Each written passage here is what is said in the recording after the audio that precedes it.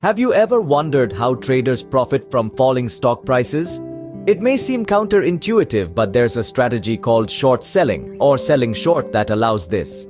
This method is used by traders who speculate that the price of a particular security will decline in the future. Imagine this. A trader identifies a security they believe is poised for a price decline.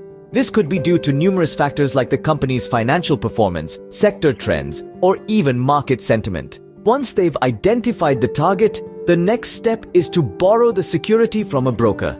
This usually happens through a margin account, which allows investors to borrow funds to trade securities, with the borrowed shares acting as collateral. Now, the trader sells the borrowed shares on the open market, generating immediate cash inflow. However, it's important to note that they are still obligated to return those borrowed shares to the broker by a predetermined date. The trader then keeps a close eye on the security's price, hoping for a decline.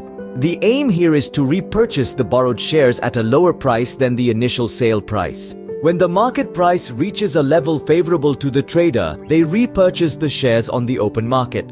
This action is called covering the short position. Finally, the repurchased shares are returned to the broker, fulfilling the obligation of the short sale. The profit from the short sale is then calculated as the difference between the sale price and the repurchase price, minus any borrowing fees. However, short selling is not a strategy for the faint-hearted. It carries with it several risks and complexities. For starters, the potential loss for a short seller is theoretically unlimited. This is because the security's price could rise indefinitely, leaving the short seller with an ever-increasing obligation to repurchase.